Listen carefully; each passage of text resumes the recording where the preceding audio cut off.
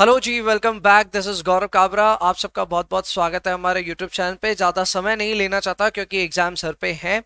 हमारा CMA FM का exam जो कि कल होने वाला है, उसके लिए एक प्रॉपर सीक्वेंस आपको मैं सजेस्ट करना चाह रहा हूँ। ये सीक्वेंस उन बच्चों के लिए ज़्यादा हेल्पफुल होने वाला है जो लोग अभी तक बहुत ज़्यादा ना एंग्शियस हैं और अभी तक शायद प्लान नहीं कर पाए अपने एग्जामिनेशन को कि किस तरह से हम अपने पेपर को अटेम्प्ट करेंगे। तो आपके लिए ये बहुत क्विक वीडियो है, फटाफट समझिए कि किस तरह से पेपर को आप अटेम्प्ट कर सकते हैं एंड अपनी पास स्कोर तक या फिर एग्जामिशन तक का सफर तय कर सकते हैं। आइए शुरुआत कर लेते हैं। सबसे पहले अगर हम सीक्वेंस की बात करें तो देखो बहुत ही ज्यादा सिंपल है। सबसे पहले obviously I am talking about CMA FM here. तो सीएमए एफएम का जो हमारा पेपर नंबर 10 2016 सिलेबस में होने वाला है, उसी के बारे में हम बात कर रहे हैं।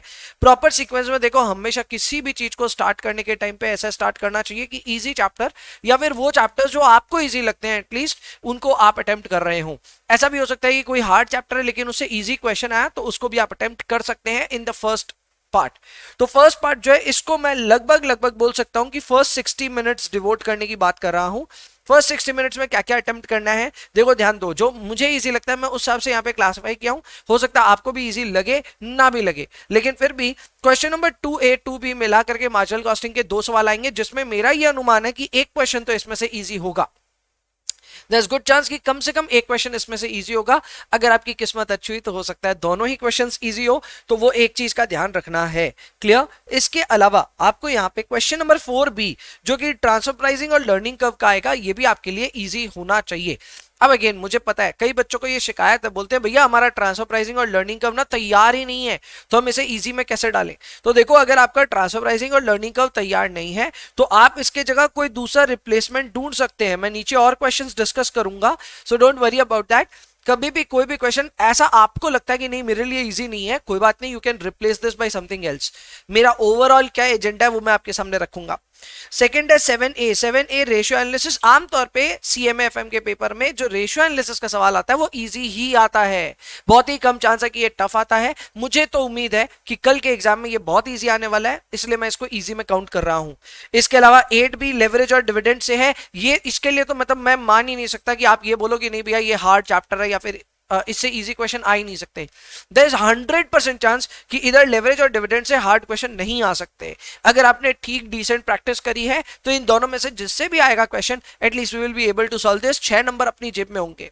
इसके अलावा question number 9A cost of capital और कैपिटल स्ट्रक्चर का है। इसमें भी आमतौर पे इजी क्वेश्चंस आते हैं, मुश्किल नहीं आते। अगेन गोज विदाउट सेइंग, अगर आपको ये इजी नहीं लगता है तो आपको इसको रिप्लेस करना चाहिए विद सम अदर क्वेश्चन जो आपको इजी लग रहा है। देखो मेरा नटशेल में कहना क्या है, मेरा नटशेल में ये कहना है कि आपको फर्स्ट स्टेप में कितने मार्क्स का रफली अटेम्प्ट करना है। रफली 40 मार्क्स के आसपास का अटेम्प्ट करना है। जो मैंने आपको इजी मार्क्स की एक श्रेणी दी है, उस इजी मार्क्स में मैंने काउंट किया 36 मार्क्स का, मैंने आपको एक लिस्ट बना करके दिया है। आउट ऑफ दिस 36 आपको कुछ नहीं बच्चा, फर्स्ट 60 मिनट्स में आप ट्राई करो कि क्या आप 25 या उसके आसपास का स्कोर अचीव कर पा रहे हो क्या। अगर आप अचीव कर पा रहे हो तो इस चीज को एक्नॉलेज करो। मन में एक शांति का भाव होना चाहिए कि मैंने जो 35 से 40 नंबर का अटेम्प्ट किया है, इसमें मेरा 25 अगर आ रहा है तो मैं बहुत खुश हूं और मैं ठीक जा रहा हूं या ठीक जा रही हूं। समझिएगा ये क्यों जरूरी है, क्योंकि इसका मजा थर्ड स्टेप में आएगा।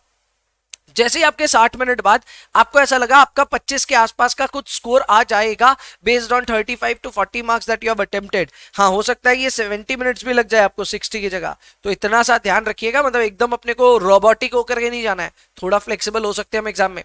तो यहाँ पे 70 मिनट्स में मान लो हमारा 25 का स्कोर आ गया, आप उधर से फेल नहीं हो सकते। कैसे, मैं बताता हूं।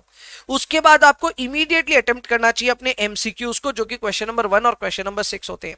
एमसीक्यूज के नाम पे एमसीक्यू मैच द फॉलोइंग और ट्रू एंड फॉल्स का दोनों का मिक्सचर आता है।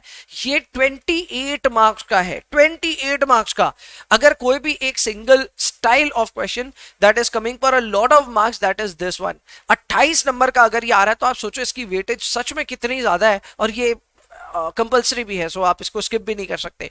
अब यहाँ पे इनकी तैयारी करने के लिए आज शाम को मैं लाइव भी आ रहा हूं, तो आज शाम को 7 बजे आप सबसे मैं मिल रहा हूँ, जहां पे हम लोग एमसीक्यू के बारे में ही प्रैक्टिस करेंगे। बिकॉज लास्ट में इस तरह का सेशन करने से आपके पक्के 10 नंबर तो बढ़ ही जाएंगे। चैनल पे ऑलरेडी लाइव में डाला हुआ है वो क्लास, जा करके नोट कर लेना। 7 बजे डॉट में आपसे मिलूंगा। अब यहाँ पे 28 नंबर की तैयारी बॉस, 28 नंबर में क्या 15 स्कोर कर सकते हो? मतलब मैं ये नहीं कह रहा कि करना ही चाहिए, बट क्या आप ये कर सकते हो? अब जाहिर सी बात है, इट इज वेरी अनफॉर्चुनेट कि कई बच्चे यहां तक भी शायद 40 स्कोर ना कर पाए।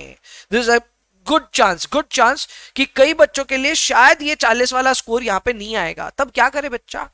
देखो, अगर आपका यहाँ 40 का स्कोर नहीं आ रहा है तो एक बात तो आपको अपने माइंड में पहले ही अपना पूरा जो रोल प्ले है वो पूरा चेंज करना पड़ेगा। अगर आपका यहाँ तक 40 नहीं आ रहा है तो आप 60 के ख्वाब मत देखना। एकदम मैं ब्रूटली ऑनेस्ट हूं, लेकिन सच्चाई यही है।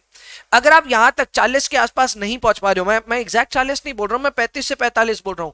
35 से 45 बहुत अच्छी बात है, पर अगर आप 35 से भी नीचे हो तो आप काफी ज्यादा नीचे हो। उधर से आपका मेन ट्राई ये होना चाहिए कि कैसे भी करके एक या दो क्वेश्चंस और ढंग से मेहनत करके हम कम से कम 40 तो टच करें। हमारे लाले 40 के नहीं पढ़ने चाहिए, ये बात समझिए। अगर इसके भी आपके अचीव नहीं हो पाया, 40 भी अचीव नहीं हो पाया, तो बहुत बड़ी दुर्गति हो जाएगी और वो हम नहीं चाहते हैं।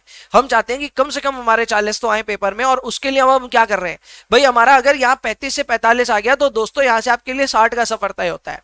पर अगर आपका इससे कम है तो पास होने के लिए पहले मेहनत कीजिए। तो यहां तक कि ओवरऑल अभी सीक्वेंसिंग क्या रही समझिए। ओवरऑल सीक्वेंसिंग ये रही कि सबसे पहले हम इजी टॉपिक्स उठा रहे हैं जिनको हम बना रहे हैं। अब इजी में मैंने कई चीजों को यहां मेंशन किया जो कि आपके लिए हो सकता है इजी ना हो, और कई चीजें आपके लिए इजी हो। जैसे एग्जांपल के तौर पे किसी स्टूडेंट ने अगर ताबड़तोड़ स्टैंडर्ड कॉस्टिंग में मेहनत करी है और लगता है स्टैंडर्ड कॉस्टिंग तो हम यू बना लेंगे, तो हो सकता है वो आपके लिए इजी हो जाए और आप उसको इजी कैटेगरी में डालें। अच्छा, हो सकता है एग्जाम में फ्लेक्सिबल बजट आ जाए। फ्लेक्सिबल बजट आने से तो वो इजी होगा, वो हार्ड तो होगा नहीं, तो ऑब्वियसली वो भी इजी कैटेगरी में आ सकता है। आपको शुरुआत के 5-7 मिनट में स्क्रूटनाइज करना पड़ेगा कौन से क्वेश्चंस इजी हैं, कौन से क्वेश्चंस हार्ड हैं। इस तरह से जब आप अटेम्प्ट करोगे तो आपके लिए बेहतर सिचुएशन आएगी, ये बात ध्यान रखना। इसके अलावा यहाँ पे आप देख सकते हैं कि मैंने ना शॉर्ट नोट्स के ऊपर में कोई भी दाव नहीं खेला है। हालांकि शॉर्ट नोट्स पे भी मैंने एक डेडिकेटेड लेक्चर लिया था जो कि आप जा करके देख सकते हैं। अगेन वो भी आपको मिल जाएगा हमारे यूट्यूब चैनल पे, इसी चैनल पे, और वीडियो सेक्शन में मिल जाएगा, तो वहां से आप थ्योरी लेक्चर पूरा देख सकते हैं। बट जस्ट इन केस आपको थ्योरी अटेम्प्ट नहीं करना है तो सीक्वेंसिंग प्रॉपर क्या होगी आगे वो भी देख लेते हैं। स्टेप नंबर 5 ये होगा कि अब जो आपके लिए हार्ड क्वेश्चंस बन रहे हैं या फिर जो हार्ड चैप्टर्स हैं आपको हार्ड लगते हैं उनको अटेम्प्ट करना शुरू करें। अब इसमें मैंने कई चैप्टर्स का मेंशन किया जो कि हो सकते हैं इजी ही आ जाए। जैसे स्टैंडर्ड है, मेरे को मन से ऐसा उम्मीद है कि स्टैंडर्ड में कम से कम एक क्वेश्चन इजी ही आएगा, हार्ड नहीं आएगा। मेरी उम्मीद है, एग्जाम में कैसा आएगा देखेंगे। सेकेंड, बजट, क्या पता फ्लेक्सिबल बजट आ जाए। फ्लेक्सिबल बजट आने से वो इजी क्वेश्चन हो जाएगा, हार्ड तो एकदम भी नहीं रहेगा, चांसेस तो हैं। कैश फ्लो फंड फ्लो, अब कई लोगों को cash flow fund flow easy लगता है, कई लोगों को छोड़ के जाने का मन करता है। छोड़ के जा रहे हो तो ऑब्वियसली हार्ड में डालोगे आप इसे, बट अगर आपको ये इजी लगता है, क्या पता ये इजी में आप शिफ्ट कर सको, तो हमेशा इस चीज की चॉइस आपको ही करनी है।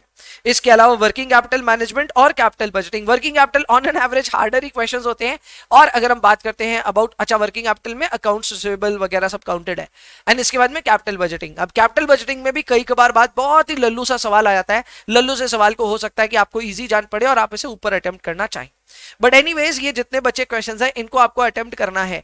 तो मेरा ये अनुमान है कि आपको 70 मिनट अगर वहां लग रही है और मान लो 30 मिनट लग रही है एमसीक्यूज, ट्रू एंड फॉल्स वगैरह करने में, तो उसके बाद आपको रिमाइंडर 80 मिनट्स का टाइम मिल रहा है टू कंप्लीट दीज क्वेश्चंस। क्या आप नहीं कर सकते? मेरे ख्याल से एकदम इजीली अचीवेबल है और आपको ये बाद में करना चाहिए। अब जेंटल रिमाइंडर यही है कि देखो, पहले 90 से 100 मिनट में आप ट्राई कीजिए, आप कैसे भी करके 40 तक पहुंच जाओ।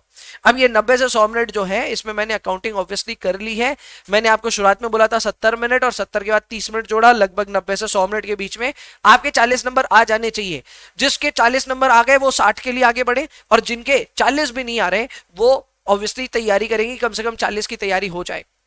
जिनके 60 मैं बोल रहा हूं, अरे बॉस ऐसा भी तो हो सकता है ना कि आपके 40 नहीं बल्कि यहीं तक 50-55 आने लग रहे हैं, तो 50-55 आने वाले 75-80 की तैयारियां भी कर सकते हैं। तो मैं ऑब्वियसली एक हायर बेंचमार्क सिर्फ 60 नहीं सेट कर रहा हूं, 60 या फिर उसके ऊपर जाने की तैयारियां करनी चाहिए। एक अच्छा प्रिपेयर्ड स्टूडेंट ऑब्वियसली करेगा।